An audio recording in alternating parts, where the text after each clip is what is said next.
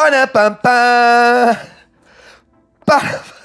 What's up, Cheddar Pod Nation? It's your boy Cheese coming to you live from the Cheese Dome. This is the Cheddar Pod Podcast, the #1 source for ethical Minnesota sports takes. I am here joined by my co-hosts Clay and Cole. Say what's up. What is popping? What is pop bean? I'll tell you what's popping, man. Minnesota sports and our friendship, and it's beautiful. First episode in a minute. I know you loyal Cheddar Potters out there will be excited to hear we're trying to be more consistent and try to get like more episodes out. So hopefully this won't, the next video won't start with, man, been a while since we did an episode. So we made a Google Calendar. We did Google. We picked a day instead of just like being like, when is everyone free? So here we are. I don't know what else to do, but just jump right into it. You guys got stuff to do after this. Sir. They got to go skate and stuff, and I have to. Yeah, we're going to play hockey. They're going to play hockey. And I'm probably going to go meal prep after this. Maybe. I'm only saying that so I'll get myself to do it. No, I'll probably start editing this as soon as we're done. But lots going on. I specifically want to start with the Wild because I think they're the most interesting of the teams we can talk about right now. I want to hear from the heads, and I've been watching. Yes, he has. I want to hear how you guys feel about the season so far, and I also want to hear how you feel like we can navigate through all these injuries we're having and still have success running through the rest of the season, hopefully getting some momentum into the postseason. Yeah. You want to start? You want to start? No, do you want to You start? want to start? Okay, I'll start. Do you want to start? Hey, do you want to start, Cheese? Do you want to start, or do you want to start? I will start. Okay. I let me throw this quick little shout out there. The Blues game, for those of you watching, we scored a couple and then 4 unanswered by the Blues, and I was a little bit doomer in our chat. And Cheese was the man. He was watching the game. He goes, Cole's gonna look very foolish when they have a third period comeback, and lo and behold, he's gonna look so foolish. The very thing. He's gonna look very foolish. They're gonna look very foolish. Look, I'll tell you this much: if I had $1 for every time the Wild won, I'd have probably $30 or something. Yeah, you could have picked any. You could have picked any number. It would have been fine. Yeah. Yeah. All right. I'll Just give my keep it positive. brief. Keep it positive, baby. You know what I'm saying? Yeah, big time. Brief overview. Season's been fantastic. It's kind of in a weird way. I'll tie this very, very briefly to the Vikes, where when expectations are very low and you go out and you win games. Yeah, is there a likelihood or is there a chance that it still ends in a first playoff round exit? Or honestly, heaven forbid, we don't even make the playoffs. It can happen. It can happen, but it's one of those things where it's like you're playing with house money. This is a season that we're very low expectations because we're very much under the cap. We're missing key pieces, but everyone just stepped into a role. Everyone showed up. The team decided, hey, we're not going to just like roll over and try and get a good pick here. Like, we're competitors, we're professionals, we want to win, and they've done that. And so it's been really fun to watch them. It's been really great, although I have very large frustrations with the way that the penalty kill is run. I think John Hines has, by and large, done a very good job as head coach. And played really well with the assets we have. As far as the injury question you mentioned, Cheese, this is why we banked points. This is why I'm so thankful that we went on a tear early in the season. The spooky element is that there's still a lot of season left, and I hope that we continue to get more and more healthy, but it feels like it's 1 foot in, 1 foot out. Someone gets healthy and back on the roster, and then someone gets hurt. And down the stretch, that's going to hurt us. But I feel optimistic about this team. Yeah, no pun intended. I feel optimistic about the team. And if we can get healthy, this is a roster to be scared of. We would give anyone a run for their money, but we got to get healthy for sure. Yeah, thank God we went on that tear, like you said. at the very beginning. Dude, at the very beginning, and like right out the gate, we looked like one of the best Wild teams I've ever seen in my life. Yeah. And yeah, things have been a little shaky as of recent. We went on a bit of a slump there. We came back, and then the injury bug bit us in the ass. I mean, we're out like 7 guys. For Yeah, we're missing our top 3 defensemen and that's like all of our defensemen. Yeah. And then arguably the best forward in hockey right now. Has been out. Yeah. The heart And and then soul. Flowers. Yeah. Sick. Well, he's supposed to win the Hart Trophy because all the analysts, he doesn't have the most points right now, but they look and they go, yeah, he kind of is the offense for the Minnesota Wild. They're like, insane. yeah, they need him. So, But then, Gus is kind of going through a little bit of a. He's a little shaky right now. He had a bad game, and then he had to start the next game because we didn't have another goalie. I think we had to have our backup be an E-bug. And then our back, our back, Which is our backup is insane. not feeling good. So, regardless, I think Flower, if he's good, will start tonight. But we'll He's get been back playing into very it. well. Yeah, he's been standing That on his Blues head game, he blocking came in lasers for with Gus, his eyes and closed. he didn't get scored on. Yeah, no, And but I had him in my fantasy that. so game. it's ridiculous, dude. The amount of injuries we've had, like right when we're getting back into it. But once everybody's healthy, I think we're gonna restore back to what we looked like. I can't wait. It's always before we play a divisional opponent too. It's always the Stars and the Avalanche that we play next, and I'm it's like, so fuck, I want bad. to beat them. But Yeah. I will say, until you are without Eriksson Ek, you don't realize how much of a fucking massive Big time. asset that dude is to this power play. Oh my 100%. God. Yeah, not just the power play, man. He the has a team. presence in the locker room, Yeah. on the ice. He sets a tone.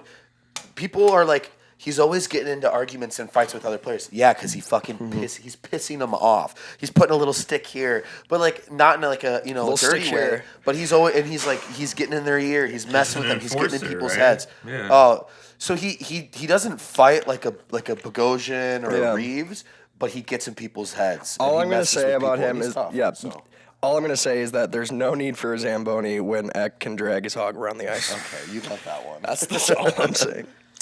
Well said. That's all I'm saying. Yeah, well said. I want everyone that does fantasy hockey to know if you see someone commenting on a player's discussion, like a player's chat, and that's the comment you see, it's because Clay posts that on every player anytime they have a good game. He goes to the player chat and he goes, "Yeah, they don't need a Zamboni because this dude drags his massive hog up." every time. No, I bet it's every time. It hits every time, bro. Yeah. No, you I guys have made a lot variations of of you it, guys too. made a lot of really good points there I wanted to talk about.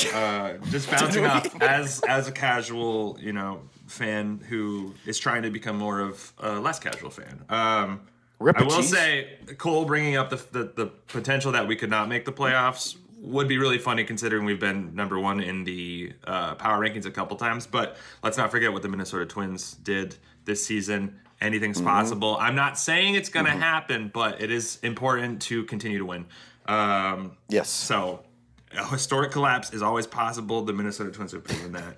I wanted to talk Minnesota's prone to about. it. I want to talk about Math. I want to talk about Marc-Andre Fleury because watching that game, the second they pulled Gus and they sent Math out there, there's a queasy feeling in my stomach because obviously Math's an older gentleman. Like maybe he doesn't still have it. I was like, this could be like the nail in the coffin. But instead, he comes out and stands on his head, like you guys said. Played great, without really having a warm up. You think about it. I mean, obviously he had to skate around and whatnot. I'm sure he did his stuff, but like, kind of sitting on the bench, coming out of nowhere, doing that, I think is a really good sign of sort of a team that is capable of winning games that other teams aren't. Being able to bring in someone like that when your starter Gus is having a tough night. I think that's awesome as someone who doesn't watch a lot of hockey and doesn't really understand the priority of having more than one goalie. It makes sense to me now, right? Yeah. I think the fact that we have performed so well without the expectations, similar to the Vikings, has been a huge, that's a big thumbs up for me as someone who's watching sure. this sport, right? We can perform without necessarily having a team that everyone's like, oh, they're going to be great, right? Like you look at the Oilers, you look at the talent they have. It's like, okay, going to be good. So that surprising factor, I think, says a lot about just having a chip on your shoulder. So I think when guys go down, this is the type of team that's like next man up. Like let's get in there and play. Absolutely. Yeah, so I would say I'm feeling pretty confident as far as what I've seen, despite the injuries. Kirill's playing like an MVP. Dude's gonna get a bag. Yeah, I really like this team. Like I like Boldy a lot. We know we love Midzi. Faber's been awesome. Eriksson Ek is, obviously he's been injured for a lot of the portion of the season that I started watching, but I know Clay has his jersey, so that says enough. Dude, I like this team a lot, and they're fun to watch. Kudos to Hines. I got to give him his flowers, man. I was not a believer at the beginning. I did not think he was going to be. He's a replacement initially, right? I mean, bald. He's proven himself, but there's always kind of that grain of salt when you're not playing, your team's not playing well. They fire the head coach and they bring someone in, and you're like, okay. And we've seen that before, and it never went well. Yeah. Well, Dean went on a tear because he replaced Bruce. That's right. But, geez, that was a really good overview of it, man. I know Puck. Hey, Puck. Dude, you're becoming a puck knower. I love it. And one really quick, I know we'll probably move on to one of the other teams here in a moment, but one of the things I wanted to throw out there, you mentioned this roster. Man, dude, this roster has me so stoked. Our D line, it looks so good, and in a couple of years, Zeev Buium looks. Did you guys see his World Juniors performance? Oh, did you see him chuck that UFO at the very end? So Cheese, Zeev Buium, one of our prospects, Beautiful. Right? Played on USA World Juniors, and in the championship to win gold, he had this beautiful long ice neutral zone pass, saucered it over a few defensive sticks to was it Stiga? I can't remember his name. But to another player, guy went in, made a great play to his benefit, right? I mean, that guy definitely finished the play by making a good move on the goalie, but scored. But it all started with a offensive thinking defenseman, which is Zeev, making a play like that. And then, he had some points. But what everyone else was saying is, like, the dude was rock solid on D. Yeah. Kind of like a Brock Faber, right? We've seen Brock Faber put up offensive points, make an impact on the power play, make an impact, game-winning quarterbacking goals. that. Yeah. Yep. But at the same time, he never gives up on what's most important in his position, which is playing good defense. Yep. So, dude, plug Zeev into that. It's going to be so great, man. You're going to have Brock Faber, Spurgeon, Brodin, Middleton, who's having a career highlight year. Oh, my God. He's looks and then you so plug That's in my Zeev, fucking boy, dude. Yeah, I love Midzi. And then Jirasek, who we traded for, who I have high hopes for. I'm believing that he was mismanaged by the Blue Jackets, and that when you plug him into this system and he believes in what this team's he's our Sammy D. He's going to be great.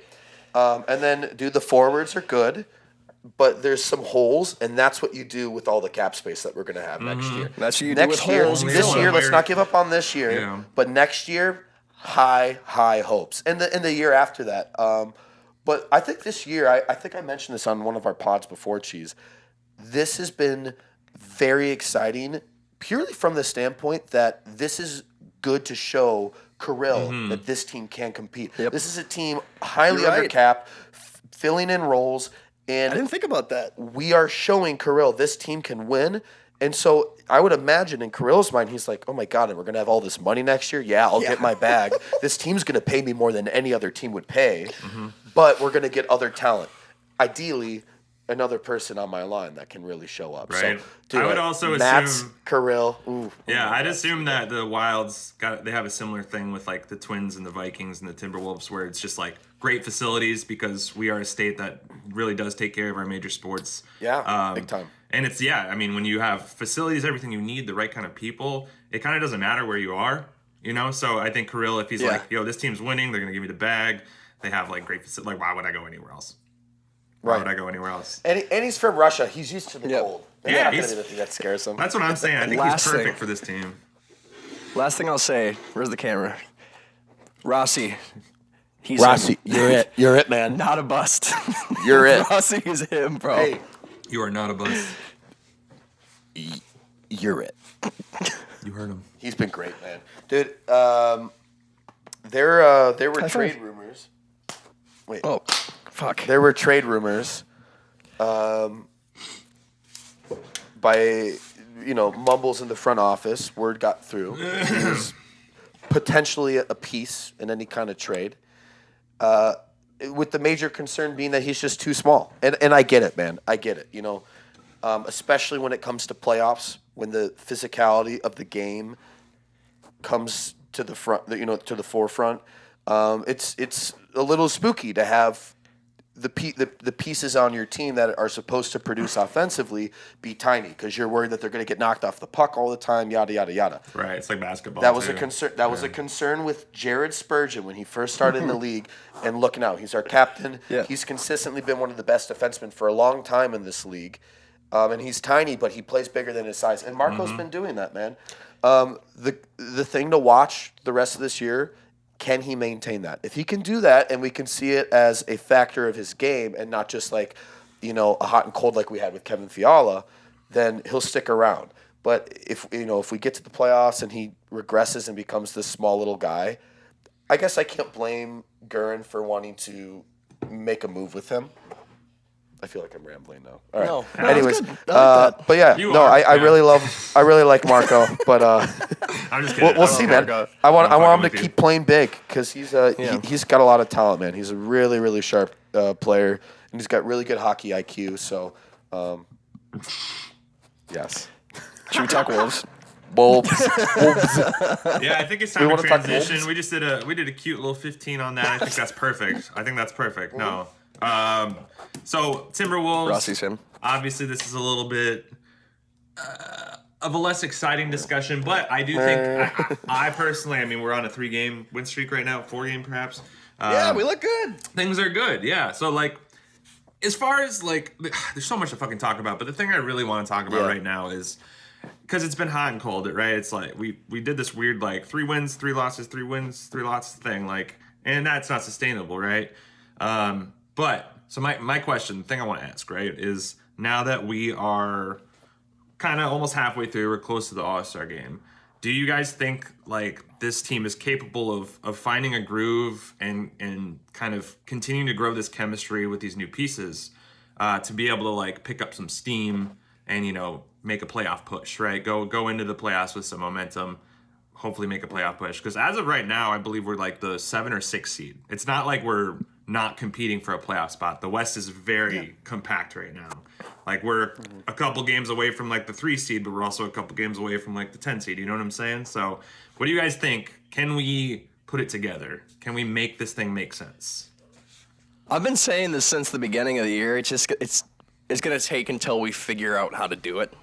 It's going to take time, and then once it clicks, we're going to see it. Mm-hmm. I'm hoping that's right now. Yeah. I'm hoping we're seeing that as we speak, because you see games where Dante is just fucking dialed, or then Ant. But then you can't have games where Ant had his career high and then we still lose. We've looked really good for these last few games. We just beat the second best defense in the league because our offense was lighting it up. And so I think we're finally kind of figuring it out. Every game seems to have a different reason that we won, but that's kind of what was going on last year. It was like a beautiful dance of just everything was happening at once. So I think we absolutely can make a run here. Yeah, no, those are some good points. I echo what he says. I have been watching the Wolves. I would be lying if I said that I've watched every single game and that I've watched especially the tough games front to cover, because it's a great way to open. It's been some of the most frustrating Wolves play I've seen in a long time. And I think particularly that's also because it's coming off the heels of one of the most electric Wolves teams I've ever seen of all time. So, watching a team like that and, in the back of your mind, you're like, why didn't we just run it back exactly as is? But I believe in them, man. I know we have a lot of talent. I know the guys we brought in, Dante and Mr. Randall, are good. What I am thinking is I am very thankful that and I believe in Finchie. I am so thankful that he finally made a fucking starting lineup. Oh change. my God. Oh my God, dude. Forever, myself and multiple others have been like, dude, we need to just like shake it up. Shake it up. Don't be afraid. Quick callback. John Hines is one of the things I really like about him is he's not afraid to switch up the lineups, and I think you need to do that. You want to build confidence with your players, but when you make a big roster move like we did in the offseason, you got to find what works. And so I'm glad he's done that, in finding that balance, because when Randall's on the floor, he's going to go ISO very often. So you want to find the right players that can complement that play style, and then when he's off the floor, put out the right lineup that's going to be able to have that kind of cohesion. And I actually think it's a really cool strategy, right? If you're another team playing the Wolves, and here come the Wolves, and for a certain period of time, you got these just talented players. You got Ant, you got Randall. They're going to go ISO very often. And then when they're on the bench, now all of a sudden you have to play against a fast-moving, high-passing offense. Like, it kind of throws them off. It's like, okay, you got to go back and forth, back and forth. So I'll finish up by saying I'm actually really liking what they've been doing. I can only imagine how hard it's been for the chemistry and the locker room vibes, the big thing that happened with Cat, but they're looking good and they're playing better. Yeah, right now. And I believe in this team. I think they can make things happen. That's good to hear. Sorry, I started both games like halfway through the last two, but did Conley come off the bench? Yeah, so the starting adjustment was basically taking Mike Conley out, putting Dante DiVincenzo in. But okay. So we had done that before too when Mike was injured, and that lineup wasn't exactly clicking. So to bounce off what you were saying, Cole, and a lot of people were saying this as well, was we need to make a change. Like, the starting lineup's not good. Like, Mike Conley's having a down year, blah, blah, blah. But I think in Finch's head, he's like, we tried that. Like, the only true other person I could maybe throw in there is Nah, who's also not a true point guard. Like, our backup rookie, Rob Dillingham's been battling ankle injuries. But he's even, he's still rookie. He hasn't got a lot of playing time. I don't think he's ready to be a starter anyways. So it was a predicament, and I don't think it was a lot like Finch didn't want to make a change, but I think it just kind of made sense to give it a shot, and it worked. And then going off that, also what you were saying about the depth, Cole, like, that's why we made this trade. Like, we didn't just trade Carl for Julius Randle and we got Devo, like, as a bonus. Like, we wanted Dante DiVincenzo as bad as we wanted Julius Randle because of what Dante can give you. He's an excellent defender, no matter what any brain dead fucking Twitter person's gonna try to tell you. It's the number one diss people go to when they don't like know how to like diss basketball players. Dante plays amazing defense. He's very fast. He's very athletic. He's not the biggest, but he's great, and that's what he's known for. Also, 3-point shooting. He's been off to a cold start. We got the dogs. Let's go. He's been off to. So did Poppy. And I actually talked to Soda and Poppy about this before, and they agree. But like Dante's 3-point ability obviously started off cold, but this is kind of how it's been with him when he goes to a new place. Starts off cold, heats up, and he's showing now what he's capable of. Right, he's doing these pull-ups from like deep three.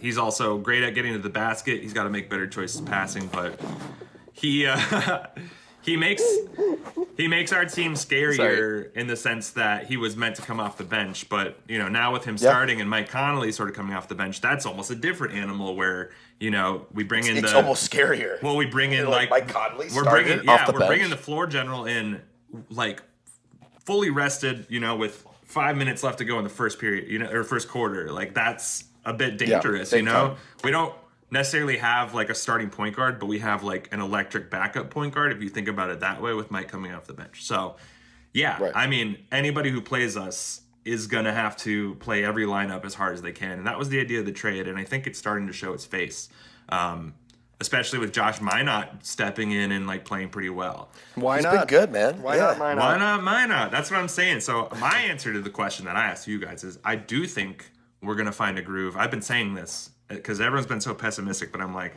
I just feel like we're going to go on a run shortly. So If you see like a random like 11-game win streak out of nowhere, and suddenly people are like, the Wolves are for real, don't be surprised. And then if you watch us have a slide after that where we lose 4 in a row, and people are like, the Wolves are frauds, don't be surprised, because that's just that's how the NBA goes. But you know, as someone who watches a lot of ball, a league pass enjoyer, I watch this Timberwolves team, watch every game, and I think that they're good enough to compete in the playoffs. I don't know if they're a contender for a championship, but I certainly think they have the potential to be really good, especially because there's some teams this year that are absolute ass, like really bad. Yeah. So, just Speaking saying. of league pass enjoyer, what was that fucking game that you were watching? Was it the Atlanta Hawks versus, I can't remember who it was, that ending? Oh, shit. It was the Hawks and the Jazz. Yeah. Oh, with the half-court shot. Colin Sexton hit a 3 with like 2 seconds left to tie it up. How can you not be romantic about sports, man? Come on. That is just so great. I was about to turn that game off because I was like, I don't really want to watch overtime. I'm going to play Madden, but I kept it on, and I'm glad I did. Because also, Trae Young, my boy, I love that dude. When he shot it, I was like, this might go in. He's legit. He's the best. Quick side tangent, because you mentioned fraud. You said that word earlier.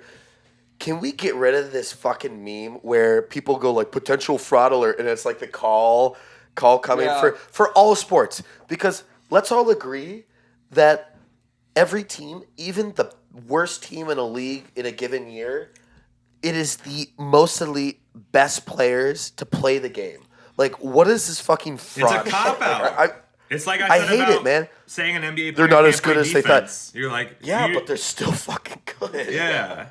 It's ridiculous, man. It's something I've figured out, you know, like being online for so long, and now like especially being in the online sports world, just the regurgitation and like the this absolute dumb shit that comes out of people's mouths, specifically people who like watch their team all the time but don't watch anyone else, and then try to make comments about other teams. It's never gonna go away, and shit like he can't play defense or this team's a fraud. That stuff's just always gonna be there. You know, you say something nice. Something nice about one of your favorite players, you're gonna get someone in the comments being like, "Oh, now you doing tricks on it, man? You fucking riding that me." Like that shit's just always gonna be there, and it sucks. You're glazing, bro. And that's why you come to Cheddar Pot, because these are where ethical takes are had, and we can take criticism. Absolutely. And we can talk about our teams in a good way and a bad way, and we can talk about other teams in a good way. This is a safe Cheddar space Pot. to glaze. It is. Cheddar It's a Pot. safe space to glaze. Safe space. That might be the new tagline. Yeah. Lock the door. All right. Does anyone have any other thoughts on Wolves, or can we move on to our final topic? Wolves are good. Liking the Wolves. Cat looks insane this year, but that's it. I mean, I'm happy for him, man. Yeah. I'm just happy for him. yeah, I'm happy for him. I feel so. I never wanted to pity the dude. Yeah. So I tried my best not to feel pity. You know, that, I mean, here's a guy who gave his whole life to this organization and then just gets traded. Very surprising. Out of the right? blue. But when the Knicks came, I saw all the content of him getting welcomed and like the sign when he came, and man, and that felt good. And I'm just happy for the guy. And you know what? I don't want to see the Wolves lose, but honestly, I kind of felt good that he balled out in the game against us, because I'm like, good for you, Cat. Like, fucking stick it to us. Like, that's an ethical take right there. Ethical take. Ethical take, baby. yeah, Let's go. Look, I like It's a good Dante. I glaze. like Randall. I'm excited about what this team can be. But yeah, good for Cat, and I really want to see him succeed. And if it can't be us, I want it to be the Knicks. Agreed. Which, God, I can't believe I'm saying that. I'm rooting for a New York team, but here I am. It's kind of like I never thought I'd like Rudy Gobert, and then he got traded to my team, and I'm like, okay, I get it now. I get why he's important. Yeah. I want to say something about Cat Felt too the before same we about move Ryan on. Reeves as well. Fucking butter hands. I love the man, but Yeah. just catch a ball. He's good. He's very good. He's very good. I'm giving a hard time. No, I've been recording all the Knicks games. I haven't been watching them all, but you know, like if I don't have anything to do, I'm like, yeah, let me throw this on and just watch Cat ball out, and it's been fun.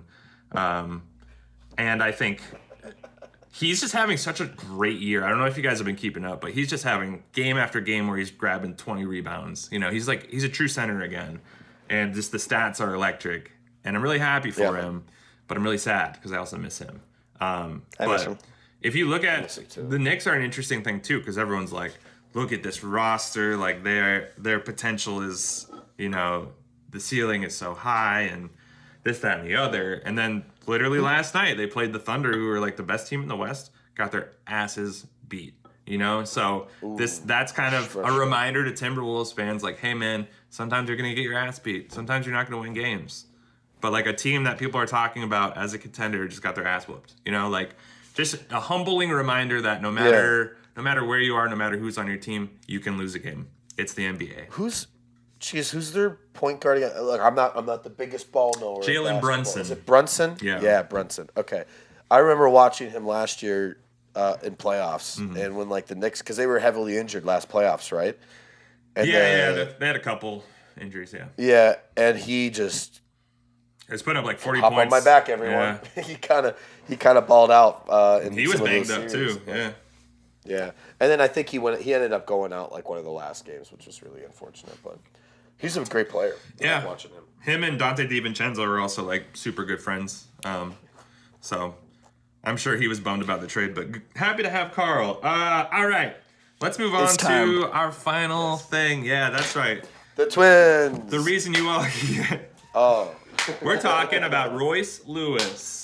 Yes, baby. Pokemon. It is Saturday, January 11th. Saturday, January 11th. January 13th is when the Minnesota Vikings will play the Los Angeles Rams in Arizona, which is fun because our planet is absolutely fucked. But we don't need to get into that. Our planet's This is a committing sports seppuku. podcast.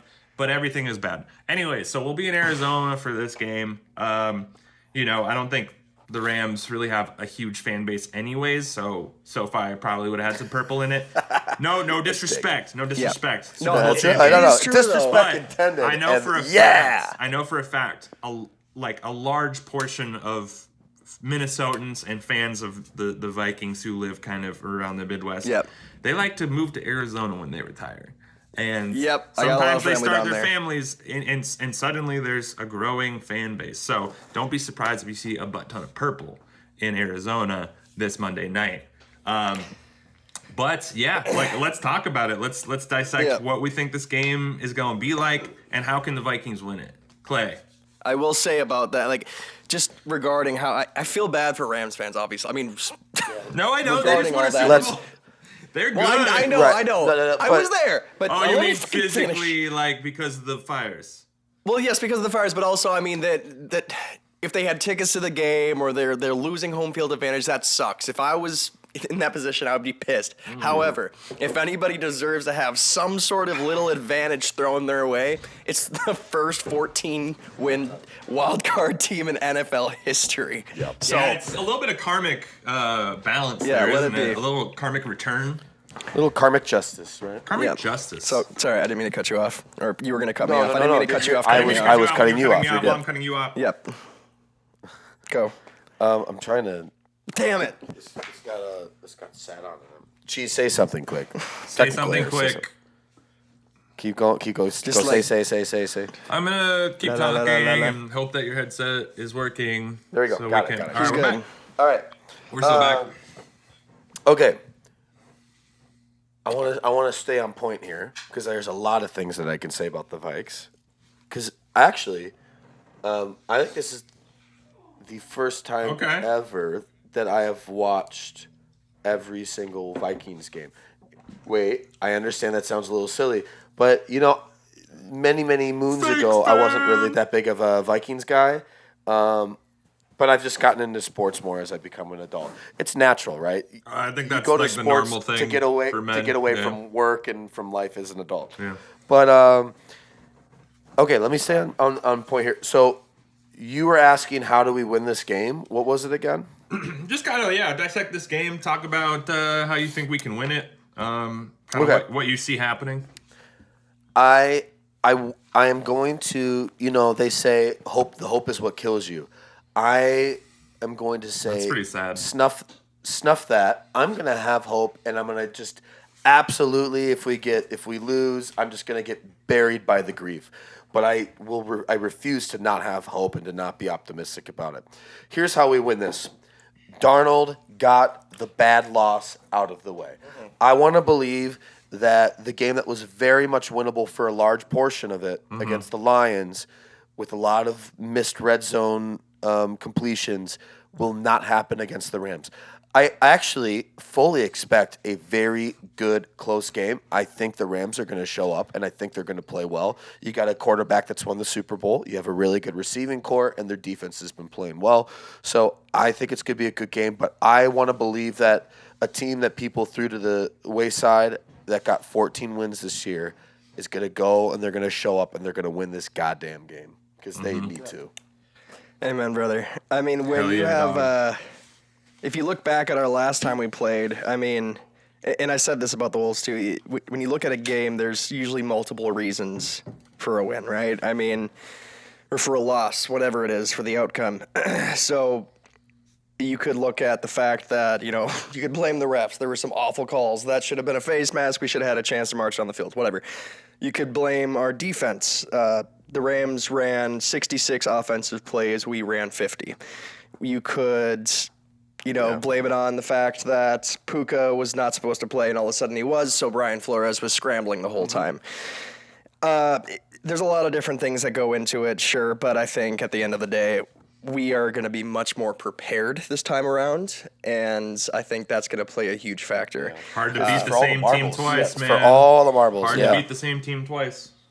Especially, because they use that Puka card as like all of a sudden, but look what I have in my deck. That was such a trap game, too. And Exodia. It got pulled out from under us with the face mask getting missed, so, yeah. Yeah. It was just a rough game. Business. It wasn't guaranteed, but it eliminated any opportunity to We should have won that game that face mask 100%. takes So us, that face mask takes us like up to like the 20-ish or something, yeah, right? And I mean, you still got to move down the field, but Yeah, I mean, but we have, but Sean we never got the Johnson, chance to even JJ see it.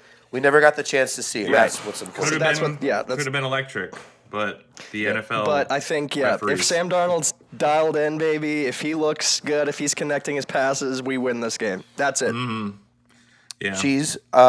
So you'll give your take after him. When you finish doing that, I want to talk about Sam Darnold. The situations that we think need to be put in place. I would love to. Yeah, I'd love that to he talk does about the that, extension. yeah. So, but when he's done, you do your thing. I'm done. Oh, perfect. Good. Well, I was I'm tired not. of listening. Let me talk about that a little bit. I agree. Talk about it, brother. Don't worry about it. The Sam Darnold thing, obviously. I mean, I think we were all pretty in shock on. Excuse me. I had to burp, and you guys are being silly. Are you okay? I'm good. Yeah, no, it's good. We'll cut this out. Yeah. We'll do I it will in not post. cut it out because it's Yeah. so much work tracking shit down. Leave it in.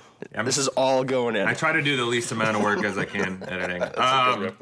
No, I think we were all pretty surprised on Sunday night during that Lions game, just watching Sam kind of not making the throws he's been showing all year he's capable of. I think like one of the big reasons. What's going on? No, I don't know what he's doing. Keep going. I'm wincing thinking about the game. Keep going. It was right. hard to watch. It was hard to watch. It's all right. So just seeing those throws and knowing that's not him has me not really worrying about it that much. Right. I do think he airmailed a lot of throws. There's a lot of high ones. Like there's a couple big plays we needed, a catch. There was like a short check down to TJ that would have got us a first down, but it was a little high. And obviously, the higher the ball is, the scarier it is to go up and get when you're a receiver because you're going to get clobbered most likely. That sequence was like 3 straight plays trying to get a touchdown to Justin, just one-on-one. And they had it, and it was every pass was just a little too much or too high. So, my theory is I don't think that Sam was just nervous, but I also think like something must have been off. Maybe personal life, maybe he was sick during the week, just like maybe ate the wrong thing. It just didn't look like him, because he's allowed that bad game. Yeah, and like even throughout his career, like regardless of wins and losses, like he always seems to throw the ball pretty well. You can rely on him for accuracy and for power. Yeah. And he's gotten better with his decision making here. So I want to say that game humbled him. He got it out of the way. And it put a chip on his shoulder, I think. I think he understands. He's like, you know what? I let the team down, in a very big moment. And, now we're going straight back to work. We're going to play a team that already beat us, that, we feel like there's unfinished business with that game because we didn't get the chance. Yep. I think that he comes out and plays absolutely incredible. Is that enough to win? We will see. But I do think that he's going to have a pretty good game. I'm hoping the defense can kind of switch it up from the first time and just kind of lock down Puka and Cooper and just get out of LA. Get out of Arizona with a win. Yeah. I don't think it'll be pretty. I don't think it's going to be a beatdown, but I think we can get out of there with a win. Mm-hmm. Yeah, absolutely. I have a quick thing I wanted to share. Talk about recency bias. Mm-hmm. Something that has pissed me off all year is Sam Darnold balled out all year, and people were waiting for the shoe to drop. Mm-hmm. And I think it is so unfair. These same sport pundits and critics, whatever, all year he kept winning, kept having standout performances, and they're like, okay. But wait, it'll come. Like, no. We're watching him. He might not do it. And then now that he's had one bad game, it's reversed. It's no longer okay. One bad game, but he's played fantastic all year. Let's go see what it's. Oh, they're screwed. Yeah. Look at him. There it is. Look, he fooled it up. Big game. And the whole team is kind of getting painted as frauds, like we had that game. And I'm sorry. Pardon? We lost to and everyone wants to say, let's give the Lions their flowers.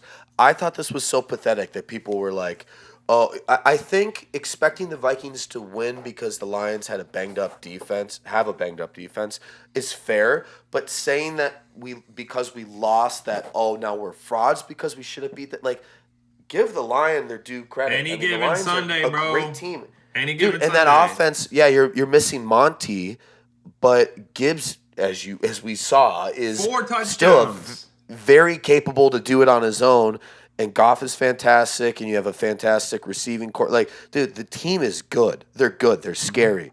There's no shame that we lost. And again, it was closer than the final score would say for a long while. There were missed opportunities on our end, and that's why we lost.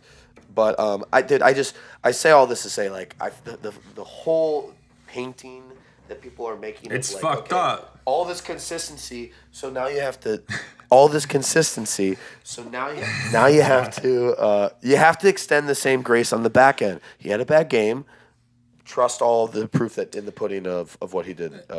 And see, this is what Cheddar Pot's all about.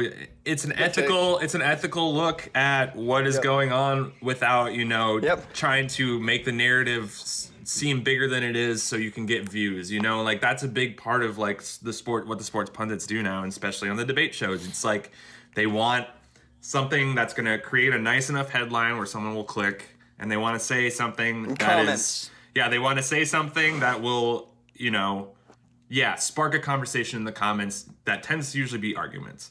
So listen, if they want to like just use recency bias and do that to get their whatever, blah, blah, blah, good for them. But you're not going to find that here. We're gonna talk about our teams in the most realistic possible way. This is a safe space to glaze, okay? Safe space. Love it. Yeah, I agree with you though, Cole. Cheese, what about the I want to hear both of your thoughts on what are the circumstances where we franchise Darnold or bring him back another year or like what happens? What do we do with this guy? And what needs to happen for certain things to happen? Right. Because we have to remind ourselves, it's, we have no playoff games have been played yet. We're obviously a couple hours away from the first one, but still way before anything has happened. At this very moment in time, I do see him coming back. Clay, I kind of want to hear from you though, because I was just yapping. I want to hear your thoughts. No, you're good.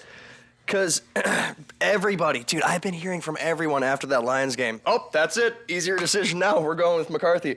We haven't played a playoff game yet. Yeah. McCarthy hasn't played a regular season snap either. Like, you don't Let's be see so what confident. happens with the playoffs. If we lose out first round, maybe it's an easier decision. But if he wins a game even, I think it's going to be a tough call. So, you can franchise him and try and get some draft capital from it or something. But I don't see why we don't bring him back and have McCarthy see if he's open to a 1 year or a 2 year. Just see if he's open to it. I'm sure he's going to try and go elsewhere, but I'm sure he's also going to want to go somewhere that he's going to win because he just won all year, and I'm sure he wants to chase that high.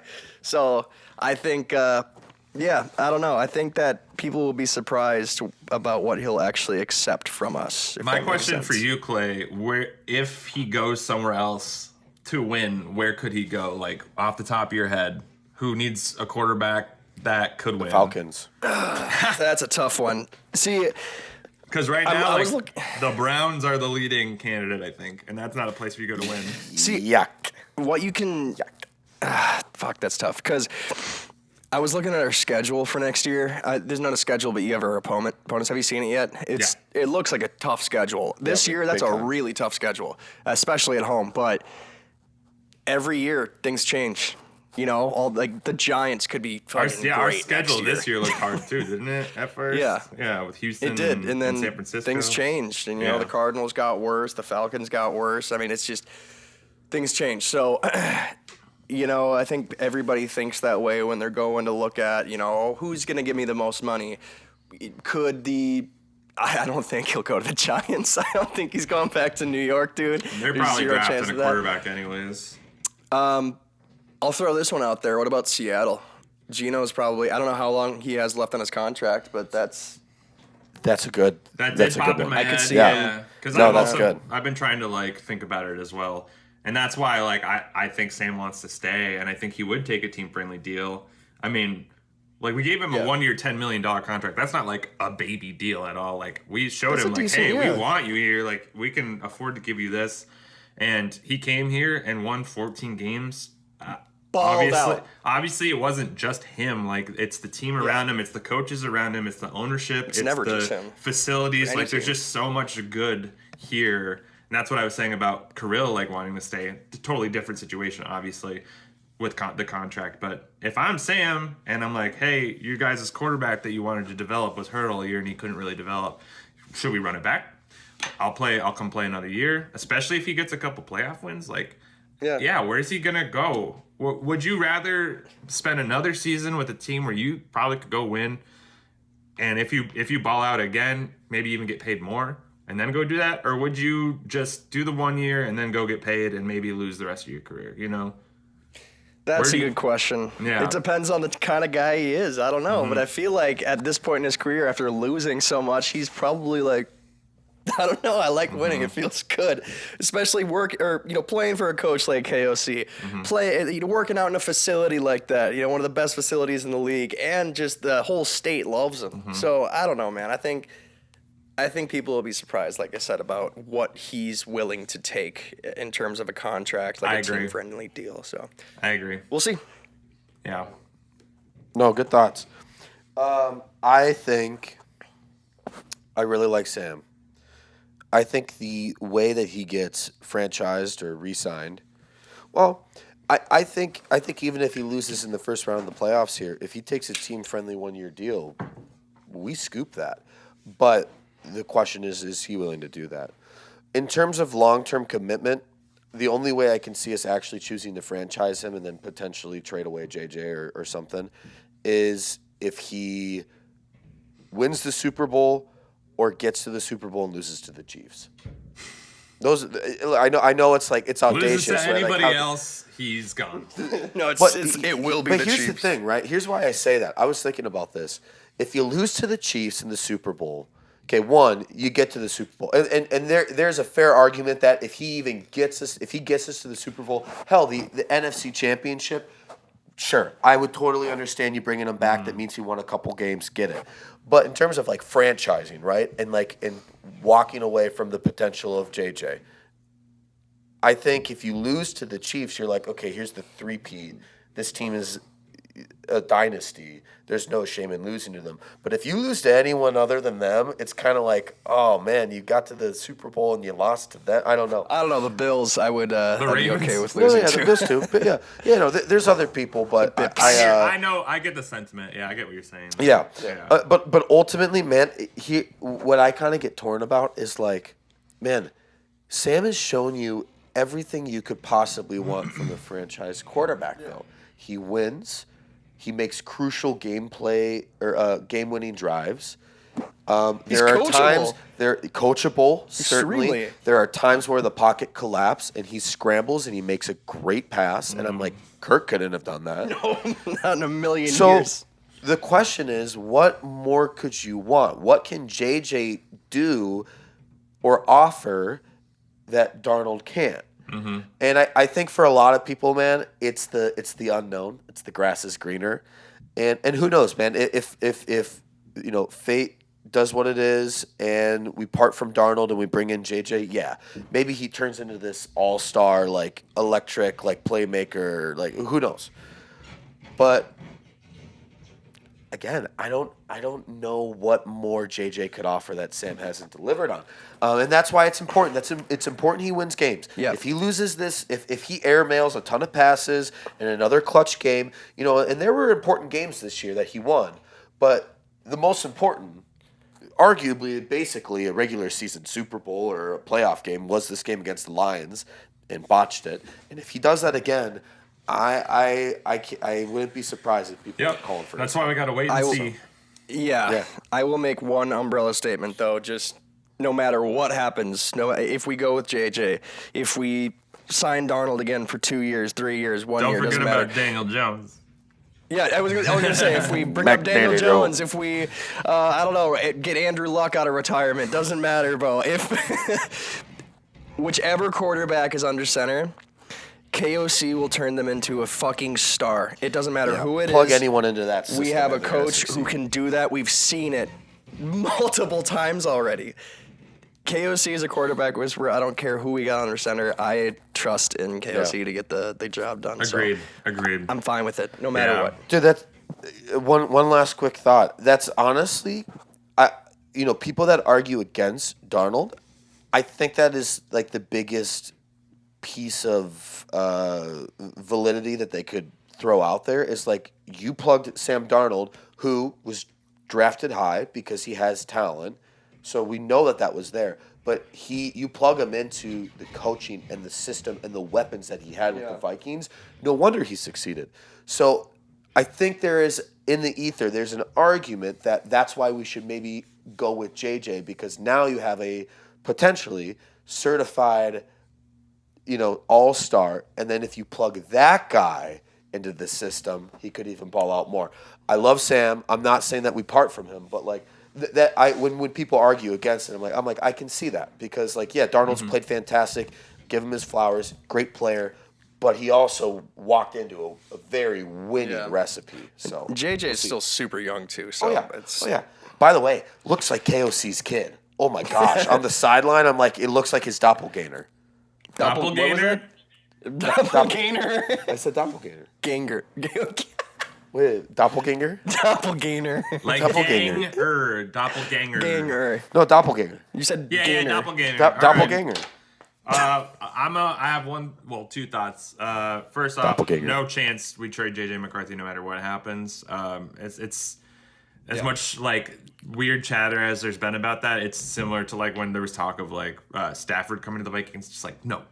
Yeah. It's just two insanely crazy things. JJ not going nowhere. Also, I'll say it right now, if Sam Darnold can take us to the Super Bowl, he doesn't need to win it. I'm buying a Sam Darnold jersey. I have to. He's spending money. I don't care if he's with us next year or not. Takes the Super Bowl, 14 will be on my chest. Okay? That's all I got. I was already thinking about it too. Yeah. It's just like what he represents, Yeah. Underdog I was gonna mentality. get a Will the Thrill jersey, but not anymore. He'll be fine. Yeah, he He's- needs to figure it he's out. like- But I don't want to talk about He's that. like 15 years old, man. Let him. I know he is. He'll be He's fine. he looks like he's in yeah, his first I think- year at State Farm. Yeah, unless either of you guys got anything to say, I think we should wrap this up. Yeah. The Frosts are cool. I watched one of their games Yeah. and I was Frost like, jerseys are gorgeous. baller. Final I watched thoughts, the yeah. I watched the OT win over the Boston Fleet. It was a We've been. minute I ago feel like now, we but- beat Boston should go almost one. every time we played them this year, which is funny because Yeah. we beat Yep. them in the championship. So that's nice. I have been telling you that I want to do that. know. We have to go do that. Yeah. Affordable tickets at the X, St. Paul vibes. A lot of fun. Love it, man. Let's go Good to Truck team. Park Good before. team. Oh, it'll be great. It'll be good. Could But be fun. yeah, Frosts are great, man. And I'm sorry, I don't want. anyone watching, I don't want you to feel like the Frost is an afterthought for us. We just, in terms of time, we got to wrap it up. But I've been watching them, man. They're looking good. Yeah. And we've never covered the WNBA. How is it that it's so much more accessible than any of the major four? Hey, do you want to watch a football game? Yeah. Do you have 9 streaming services? Because you're going to need them. Meanwhile, so hey, bad. I want to watch a women's hockey league game. Yeah. You can watch anything you want, any of them, anytime, anywhere. It's on great. Tubu. That's how it should be. It's a Look better. it up on It's how Yeah. it should be. No, You I mean, just said it, and this Steve. is the how way it should be. to on help Frevo. to help people. It's literally on doing Poop. what You you're can go on Poop and watch right now. Log Go on on to Poop right now. Hey, you guys ever watch shows on Schluber? Yeah, isn't that on Phoebe or? It's We're at the end. You We're can at the watch end. it on Deboo. All right, so Check we're it gonna out wrap on it up. Fluke. We're gonna wrap it up right now. Last shout out to the Minnesota Golden Gophers football team for winning their 7th straight bowl game, 7th or 8th. Yeah. PJ Fleck, That game was take on us to the Schleem promised land. too. I watched it on Schleem. It was on Schlop. Okay. Thank you again. Do you have the tally from? Oh regular yeah. season Who numbers? balled we out do. this year? Can you imagine if Let's go. I didn't show Just that after I all spent that. like 30 After minutes all that. counting? After all that. All right, dramatic reveal though. I'm go from fourth to go. first. All right. Explain what's going on right now. Oh yeah, so obviously if you're watching this, you probably know of the Instagram. We make picks every week for the NFL games. Oh, we gotta make picks for this week too. Shit. Well, we can just make those off camera. There's so much happening. I tallied up everything. I forgot about this. We started in probably week 7, so obviously this is not a full season, but this is what we have. Okay. You got something to say? I thought we did the whole season. For some No, reason. dude. Hell no. Damn. Okay, never mind. Yeah, we just kind of randomly matter. started doing it. Who's in last place? Because I wanted to put out content, so it seemed to work. So, in last bet it's place, Jake. we have Jake. Definitely. no Jake. big surprise. Yeah, it's Jake. He sucks. He does not know ball. It Dink, was you pretty. suck. It was You're pretty terrible. tight. It's pretty Horrible. tight between the 3 of us for the top 3 spots, but Jake was not like super out of it. He, went 125 and 82. You should have just said he was Hey, not even close. Dink, I take it back. 125 and 82 is not bad. You're not above bad. 500. No All sir. right, in Good job. third He place, knows ball. with a record of 137 and 70, is Clay. Third place. Yeah. I'm But guess what? shocked right now. In second place, with 138 wins, 69, that's 1 pick above Clay. It's Cole. Wait, who is it? Sorry, my mic It's cut out. Cole! Fuck. Dude, I thought. Well, I was at least I gonna beat win. you. Cheese bald? You That know means ball? number 1 with a record of 143 and 64. Okay, I hate this segment. 5 more wins. Is cheese. Why did we have him Yeah, do that? I this is hate this fucking segment. stupid. Yeah, Yeah, why you did you? wanted- You yeah, asked him to Clay tally was it. so He asked you adamant to about tally this it. Because he probably thought he was Let's going go to win. recount. I feel like I'm gonna go count on the Instagram. This Go is do fucking it. hey, Go bullshit. do it. I'm gonna take solace. Solace? No. Yeah. How did Cole beat me? There's no By I don't know. way. one pick. Cole had a bunch There's of no wins. way it's possible. Hey, you know what that one pick was? Well, it wasn't the Falcons game. I know It was that not much. the Falcons but game. I'm gonna tell Jake he lost. I'm gonna hey, squash the little that man. one pick was the Panthers winning an OT this last week. That's what that was. Sure. Whatever you say, buddy. I also picked the This is Panthers. bullshit. I'm pissed. All I'm right. so mad right now. I'm going to wrap I this know up now. about. I know Taking these about. out 'cause I If I cannot- didn't pick Andy Dalton man, 5 I'm weeks in a gonna- row. Oh, man. Everyone shut up. What was that? That What? was trippy. Okay. I don't know what's going on. So I'm just gonna wrap this up. I can't hear you guys because you're so annoying in my ears. Thank you again for watching Cheddar Pot. We are out of here. We'll talk to you next time. Bye. Goodbye, Cheddar Pot. Goodbye. I love you, Cheddar Pot.